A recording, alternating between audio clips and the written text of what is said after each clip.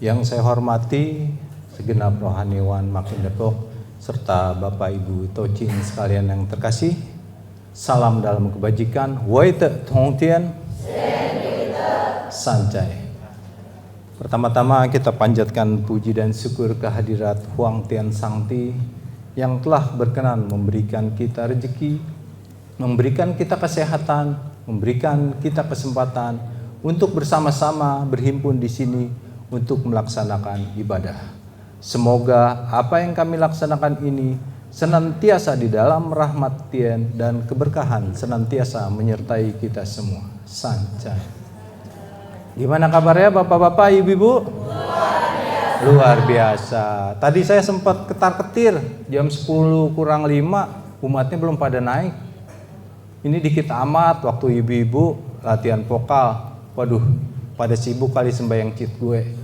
Ya, tapi ternyata pas jam 10 tank pada naik semua ke atas. Akhirnya kebaktiannya terlambat sedikit. Tolong himbauan. Kalau udah kurang 10, kurang 15 menit, yuk kita naik ke atas. Ngobrolnya nanti dilanjutin selesai kebaktian. Ya, jangan sampai jadwal kebaktian kita terganggu. Ya. Syukur-syukur tank jam 10. Soalnya berdasarkan pengalaman yang terdahulu, kalau kita udah mulai terlambat, besok-besok akan ngaret terus. Itu udah kebiasaan manusia. Ya, sekali ngaret, santai. Besok nggak apa-apa, mundur 5 menit. Minggu depan mundur lagi 10 menit. Lama-lama jam 11. Atau nanti entah beberapa tahun bisa-bisa jam 12. Ya, jangan sampai ya. Ini hanya himbauan. Nggak marah saya nggak. Saya mah nggak pernah marah. Saya mah orang baik hati dan tidak sombong. Cia. Ya, itu aja himbauan dari saya. Semoga kedepannya kita bisa lebih on time supaya yang punya acara setelah kebaktian juga nggak terganggu. Kita pun jadi kebaktiannya juga tepat waktu dan berjalan dengan lancar. Itu aja. Terima kasih atas perhatiannya. Ya, tema Cangtau pada siang hari ini sesuai yang ada di layar. Batin terjaga, hidup pun tenang. Masih ada yang hidupnya belum tenang? Banyak. Ngaku aja banyak. Saya dulu beberapa tahun yang lalu hidup pun gak tenang. Kenapa? Masih banyak utang. Ya, kalau orang dagang itu yang namanya hutang pasti ada. Iya, kadang-kadang giliran jatuh tempo, aduh, hari Senin nih, di kebaktian mikirinnya apa? Besok dapat duit nggak ya buat setoran? Begitu aja akhirnya kebaktiannya nggak fokus. Semoga yang pada berdagang, saya himbau untuk mulai saat ini, yuk hutangnya dikecilin pelan-pelan, ya diselesaikan supaya apa? Hidupnya tenang. Kalau hidup tenang, ibadah pun tenang. Jangan seperti saya waktu itu beberapa tahun yang lalu, galau terus ibadah, mikirannya setoran buat hari Senin, pusing kepala, akhirnya nggak konsen di ibadah. Boro-boro suruh berdiri di sini, udah bingung mikirin buat besok, takut nggak tercapai target. Itu aja ya, sekedar masukan. Kita lanjut ya. Kalau mau hidup tenang itu gampang Bapak Ibu para tocin ya. Yang penting tuh dari hati dulu. Ya, dari hati. Kalau hati kita udah tenang, batin kita tenang, udah enak hidup. Makan sama garam juga enak. Iya, kalau sekali-sekali, kalau terus-menerus mah gondok juga. Iya nggak? Iya. Saya nggak percaya dibilang makan sama nasi sama garam bersyukur terus, senang terus, bohong. Sekali-sekali pengen makan bakso, ya, pengen makan somai kalau bisa mah. Kalau ada rezeki nggak apa-apa. Ya, kalau memang belum ada rezeki, jangan ngeluh, jangan ngedumel. Ngelihat temen di medsos, waduh dia lagi healing, dia lagi makan bakso di puncak, hawanya sejuk, enak bener. Langsung di hati ini panas. Iya nggak? Saya mau boro-boro mau healing sambil makan bakso, iya nggak? Iya. Odol aja dipencet sampai ujungnya, sampai terakhir. Ya, Sampo habis, diairin lagi. Biar masih bisa dipakai sampai tetes penghabisan. Betul nggak? Betul, iya. Makanya kalau ngelihat teman di status media sosial, jangan galau, santai aja hadapinya. Balas lagi status lagi. Saya mah di rumah aja udah biasa. Begitu, ya nggak? Saya baik-baik saja kok di rumah juga, nggak healing juga nggak apa-apa. Kan seperti yang saya bilang waktu itu. Kalau yang orang healing itu tandanya orang yang stres. Tuh masih pada inget. Iya, inget banget ya khotbah saya bilang. Iya waktu itu. Iya, kalau orang sering healing berarti hidupnya banyak stres. Jadi jangan khawatir nih para tojin, kalau nggak healing berarti para tojin nggak stres. Ya itu aja. Ya sekedar gurauan aja. Oke, kita lanjut. Supaya hidup tenang, apa yang pertama? Bersyukur. Senantiasa mensyukuri segala sesuatu, termasuk hal-hal yang sederhana. Saya tanya, para tocin kalau punya sendal jepit senang apa enggak? Nah, ada yang jawab enggak nih? Oh, tapi dari hati kecil, kalau bisa mah Pak, pakai yang buceri, ya enggak? Atau pakai bata, batanya udah bangkrut ya? Iya, atau pakai yang mahal kali, apa tuh? Louis Vuitton ya, nyebutnya aja susah saya, yang dipakai artis-artis. Ya, Gucci itu katanya. Yang biasa yang pada branded, padahal mau belinya di online KW. Iya nggak? 100.000 kalau bawa tas dipajang di depan. Ya, branded Louis Vuitton. Ya, bangga nggak? Bangga, nggak apa-apa. Ya orang mampunya segitu, nikmatin aja, bersyukur. Seperti saya bilang tadi, kita punya sendal jepit pun harus bersyukur. Itu hal yang paling sederhana. Kenapa? Sendal jepit itu didambakan orang-orang yang tidak mempunyai kaki, para tocin. Betul? Betul. Kita pakai sendal jepit, udah mau putus, udah kendor, harus senantiasa bersyukur. Itu hal-hal sederhana. Bagaimana orang yang nggak punya kedua kaki, boro-boro pakai sendal jepit, nggak bisa, ya kan? Sedih. Itu salah satu contoh hal yang sederhana. Contoh lagi, kalau kita lagi punya tujuan nih mau kuliner, wah saya jauh-jauh nih ke Bogor. Mau makan ngohyang, enak kayaknya nih habis kebaktian. Berangkatlah ke sana. Sampai sana apa? Tutup. Ya kalau hidupnya nggak tenang, artinya apa? Dongkol. Udah jauh-jauh dari Depok, naik kereta lagi, berdesak-desakan, naik angkot lagi, macet lagi di jalan Surya Kencana. Ya, sampai sana tutup, dongkol, hati nggak tenang, gondok. Itu hal sederhana. Padahal kalau kita ambil positifnya, kenapa? Begitu kita tahu hal itu tutup, tempat yang kita tuju, kita bisa cari alternatif lain. Yang tadinya tujuan kita mau makan ngohyang, bisa kita beralih, makan soto mie aja. Jadi kita bisa mencoba hal-hal yang baru. Itu, jadi sesederhana mungkin ya. Seperti di sini, bersyukur jauh lebih baik daripada mengeluh. Yang namanya manusia, mengeluh itu nomor 1. Apalagi ngelihat rumput tetangga hijau, bukan main, hatinya dongkol. Ngelihat suami istri baru, pasangan muda, setiap mau berangkat kerja, suaminya nyium istrinya, langsung wow. Iya, tuh. Soalnya itu baru kejadian belum lama. Begitu ini kejadian sesungguhnya nih, ya istri saya mau pergi, tiba-tiba nyamperin saya kecup keningnya. Teman-temannya teriak semua. Wow. Saya sampai kaget, saya juga jadi malu. Tapi sebenarnya emang itu udah kebiasaan saya di rumah sama istri. Sama anak-anak pun begitu. Kalau saya sama anak-anak enggak, paling hati-hati. Kalau maminya sih pasti peluk cium kalau anaknya mau pergi. Jadi kebiasaan sama suami juga. Sebenarnya saya juga risih. Apalagi banyak orang, tapi nggak apa-apa, itu menunjukkan rasa sayang. Itu hal-hal sederhana.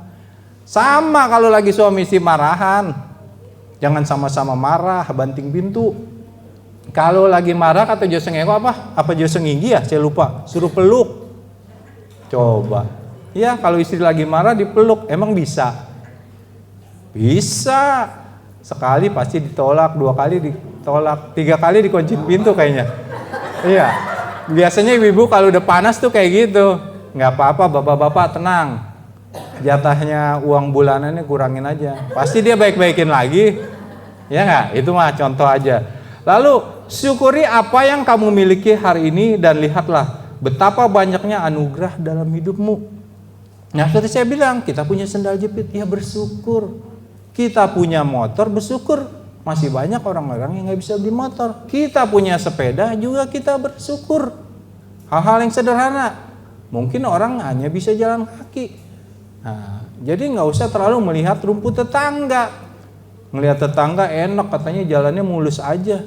Nggak ada kerikilnya lah. Kita batu karang gede-gede bener di depan. Ya, belum melangkah udah mikirnya yang negatif. Waduh, gawat deh. Nanti akhirnya hidupnya nggak tenang. Kenapa?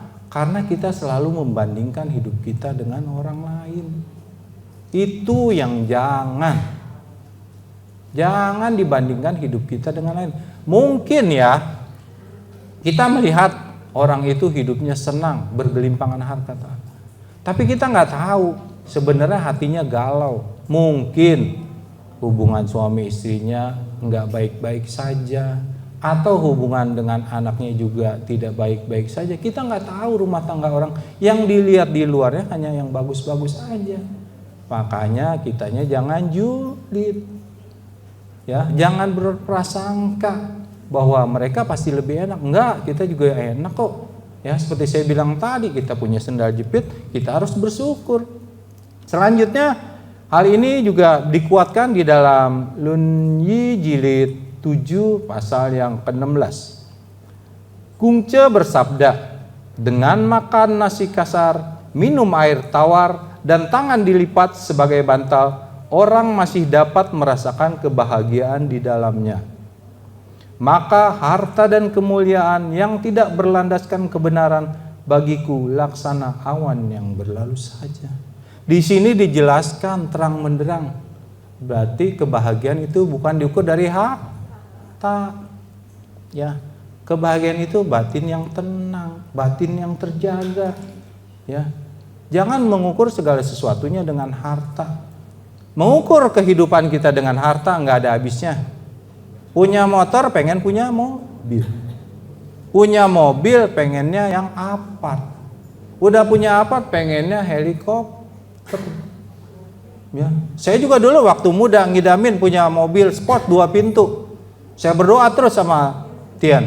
Saya berdoa, Huang Tian tolong anugerahkan saya, berikan saya kendaraan sport roda pintu 2. Wah, bayangannya kan pasti Mercy, Lamborghini.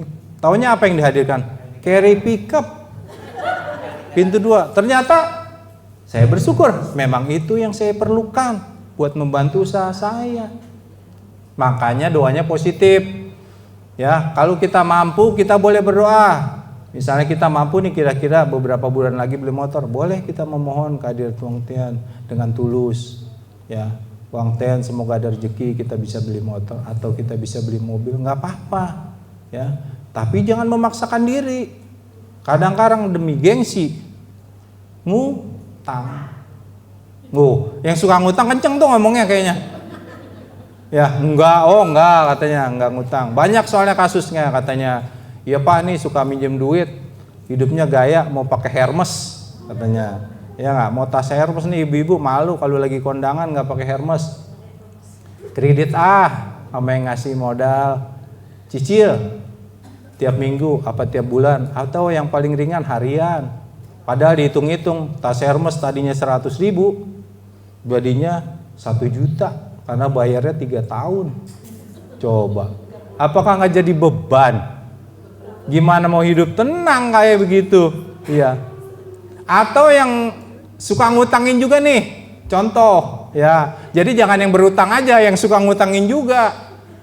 Kadang-kadang yang suka ngutangin, wah udah kebayang-bayang, saya pinjemin 100, saya untung 500 nih, lumayan dapat menjadi 600, belum sampai dapat 300, yang diutangin meninggal. Cai, langsung deh murung, betul nggak? Betul. Padahal mah itu udah takdir, ya udah kita ikhlasin saja. Kalau kita nggak ikhlas, kita nggak ridho, ya udah jadi beban pikiran yang akhirnya jadi stres. Oke, kita lanjutkan supaya nggak melantur kemana-mana. Selanjutnya, menyadari semua masalah hadir sebagai proses pengembangan diri. Yang namanya kita hidup masalahnya ada aja Bu, Bapak. Enggak semua lempeng-lempeng aja, lurus-lurus aja jalannya. Jalanan aja ada belok kiri, ada belok kanan. Ada turunan, ada tanjatan. Kayak saya, ya. Saya ganteng udah turunan. Nah kalau tanjatan jelek lagi Bu. Jadi biasa aja gitu. Itu mah joke aja ya. Nah, masalah kecil jangan dibesar-besarkan. Tidak ada masalah, jangan cari-cari masalah. Banyak yang hidupnya cari-cari masalah. Ya, banyak tuh. Yang suka cari masalah pasti langsung jawab, banyak Pak yang suka cari masalah. Ya, jangan kalau hidup udah nggak punya masalah, jangan cari-cari masalah. Seperti saya bilang tadi, status teman kita enak lagi healing, langsung kita japri, sombong amat lu, mentang-mentang punya duit, dah itu kan cari masalah, ya nggak? Tuh, kenapa gua kagak diajak lu makan bakso di gunung, ya nggak? Iya, nanti akhirnya jadi ribut. Jangan cari masalah. Kalau ada masalah kecil kita selesai. Dan satu hal yang perlu diingat, Tuhan kasih masalah pasti ada jalan keluar, ada solusinya. Ada tuh digambar, ada solusi. Nggak mungkin Tuhan kasih kita kesulitan kalau nggak ada jalan keluar. Pasti ada. Hal ini dituangkan di dalam Mengce jilid 7 pasal yang ke-15 ayat yang kedua. Begitulah kalau Tuhan yang Maha Esa hendak menjadikan seorang besar.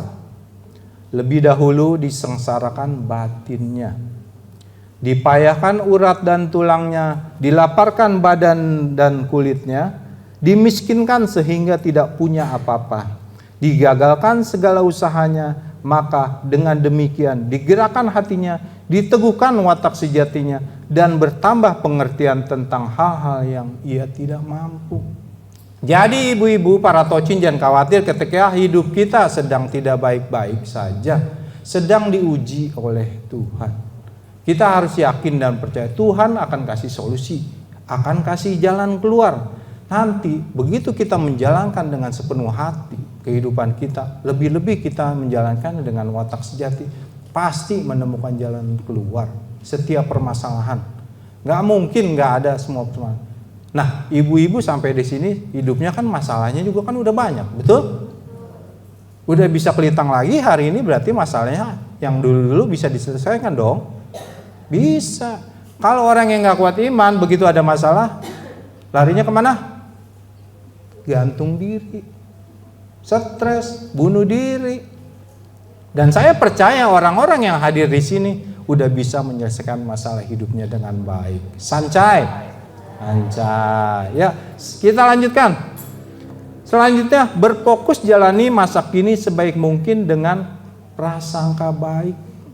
Nah, hidup itu di mindset kita harus berpikiran positif thinking. Sikap mental dan cara pandang seorang dengan melihat segala sesuatu secara positif. Ini udah mikir positif semua belum? Saya tanya nih, jujur. Belum ya, masih 50%, kadang-kadang negatif muncul. Enggak masalah para tocin. Yang namanya negatif itu pasti ada.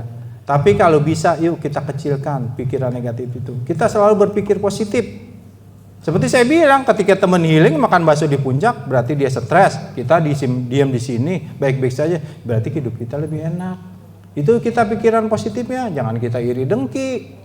Kita positifin, berarti kita baik-baik saja. Ya nanti suatu saat juga kalau kita ada rezeki, pasti kita bisa melakukan hal yang sama. Ya. Berpikir positif lebih dari sekedar berpikir. Itu akan mengubah hidup kita dan cara berperilaku dan jalan hidup kita. Begitu kita selalu berpikiran positif, hidup kita akan positif. Tapi hati-hati buat anak muda. Kalau lagi pacaran jangan sampai positif ya. Iya, terutama kayak perempuan nih, nanti kalau sudah diliwen, silakan ya. Jaga betul-betul ya. Jangan sampai yang negatifnya lebih besar daripada positifnya. Pacaran sih nggak dilarang, boleh-boleh saja. Yang utamanya apa? Jaga hati, jaga perilaku ya, supaya hal-hal negatif tidak timbul. Ini yang saya bilang, kenapa sangat sulit untuk berpikiran positif. Ya, tapi ketika kita berpikiran positif, mindset otak kita udah berubah positif, apa yang kita lakukan pun akan selalu positif. Kalau kita berpikiran negatif, contoh, hari ini saya udah berpikiran negatif, besok kayaknya hujan nih, dari BMKG udah ada laporan cuaca, hujan besar, disertai angin. Saya udah berpikir, besok saya kan dagang. Aduh, nggak dapat duit deh nih, hujan nih gede. Kalau kita negatif apa? Saya tutup aja dah. Betul? Iya, karena kita udah memperkirakan nih, dengar berita BMKG, wah mau hujan badai, tutup Saya pernah bilang kayak Mi, besok hujan badai, kita tutup aja. Kamu malesan, emang males. Digituin, akhirnya nggak jadi tutupnya. Akhirnya buka, ternyata apa? Terang, ramalan cuacanya meleset, akhirnya kita dapat rezeki. Makanya saya bilang, jangan selalu berpikiran negatif. Pikiran mau positif aja ya. Apapun yang kita kerjakan, berpikiran positif. Begitu juga teman nih, kalau kita punya sahabat yang selalu berpikiran negatif, nanti bawaannya ke kita pun akan negatif. Kalau teman kita negatif, kita jangan negatif juga. Jadi tambah plus-plus negatifnya. Lebih baik kita berpikirannya positif. Kalau teman kita yang terlalu banyak drama, tahu kan banyak drama? Nah, tahu. Yuk kita jauhin pelan-pelan. Kalau perlu kita kasih nasihat. Lu hidupnya jangan banyak drama deh. Santai-santai aja. Ya, gitu. Oke. Ini ada beberapa cara untuk selalu kita bisa berpikiran positif. Yang pertama, bangun afirmasi positif dalam diri. Itu yang saya bilang, afirmasi. Begitu kita berpikir cara positif, maka akan menggerakkan tubuh kita untuk melakukan hal-hal yang positif. Selalu itu. Yang kedua, fokus kepada hal-hal baik sekecil apapun. Ya. Jadi berpikirannya itu yang hal-hal baik apapun, yang kecil pun yang sedang terjadi, pikirannya positif terus. Jangan sekali-sekali negatif.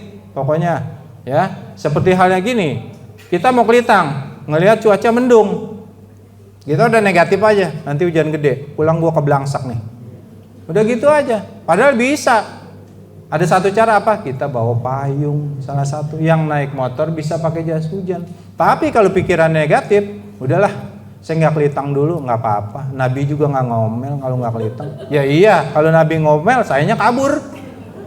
Iya, Nabi mah nggak ngomel, tapi ada satu hal, berkah para tocin akan hilang. Jangan sampai begitu kita punya tujuan positif, lihat cuaca mendung atau ada halangan macet di jalan, udah yakin aja positif, saya berangkat. Kenapa? Yuk, keberkahan menanti di depan. Itu. Jadi para tocin semangat ya. Pelitang tetap semangat nih, saya liatin muka-mukanya juga semangat semua, ya. Entah semangatnya apa, mau ibadah atau mau beli lontong di bawah, saya juga nggak tahu. Soalnya saya mah jujur begitu nyampe apa yang dilihat di bawah? Uriner.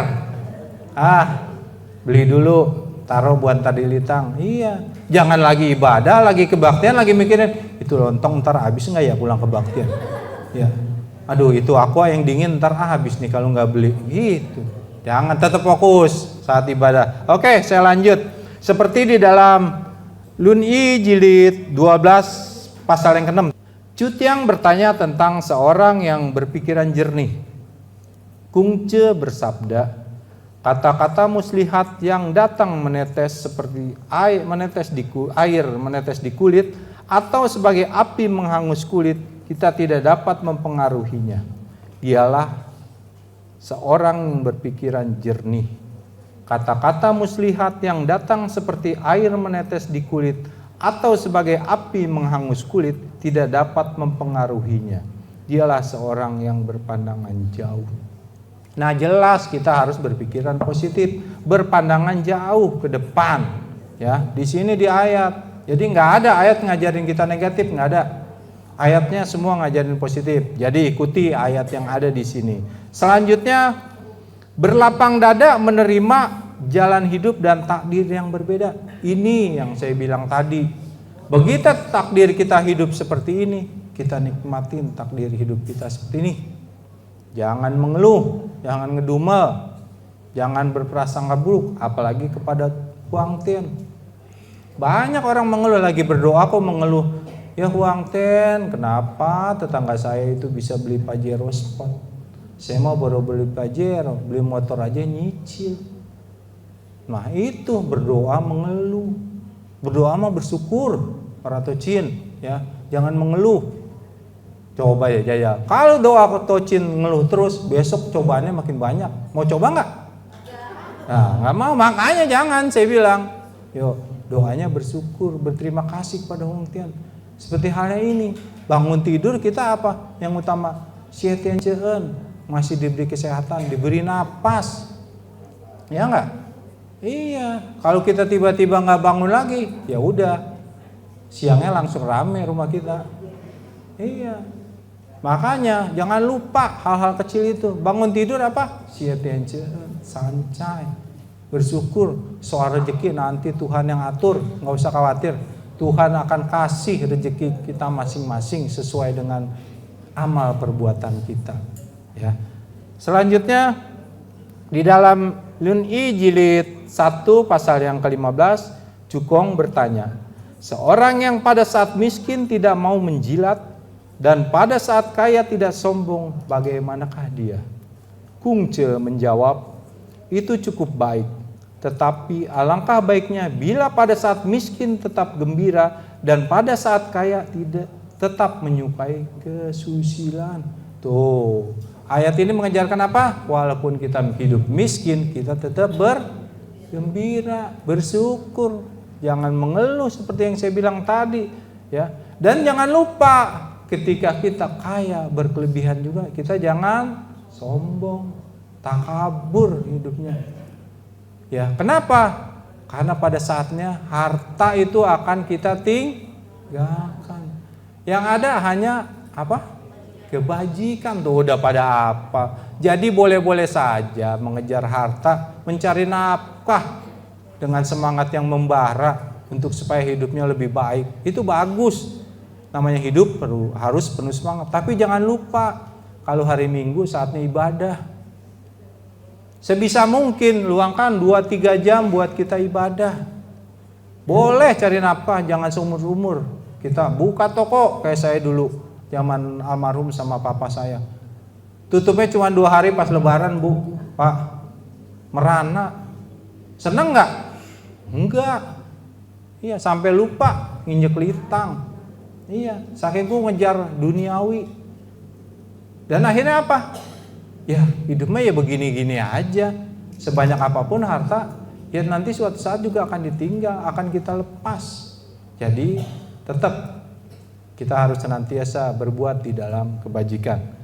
Nah, yang terakhir nih, menyadari kemampuan diri terbatas tetapi bukan berarti harus gampang menyerah. Ini kalau kita udah kira-kira nggak mampu, jangan memaksakan diri. Mampunya beli motor Mio, jangan beli Pajero Sport. Apalagi uangnya dari mana-mana yang nggak jelas, ya. Sampai ada yang kemana pohon besar, minta-minta, emang dikasih. Saya belum pernah ngeliat gitu, ada pohon besar ngasih duit, belum pernah lihat. Sama itu apa katanya, nungguin lilin Pak. Waduh, nungguin lilin. Saya sering lihat tuh di TikTok, nungguin lilin. Saya tunggu-tunggu, duitnya datang nggak? Nggak ada. Taunya datangnya apa? Diedit duitnya. Leng aja. Waduh, saya bilang sampai segitunya cari uang, ya. Seperti yang saya bilang di ayat pun dikatakan harta dan kemuliaan harus berlandaskan kebenaran. Dicari dengan hal-hal yang benar, ya. Jangan pernah menyerah pada apa yang benar-benar kamu inginkan. Nah, ini yang hidupnya harus semangat. Jangan pernah menyerah. Kalau kita punya tujuan hidup, punya sesuatu yang kita sedang perjuangkan, kita perjuangkan, ikuti prosesnya, jalani dengan sebaik mungkin, jangan menyerah. Pasti suatu saat tujuan kita akan tercapai. Keberhasilan dimulai dari impian besar dan tekad yang kuat. Pak, katanya kalau punya impian mah harus tidur, Pak. Ya kalau pengen impian besar banyakin tidur, Pak. Memang bisa impian kita terwujud kalau banyak tidur? Ngimpi, betul.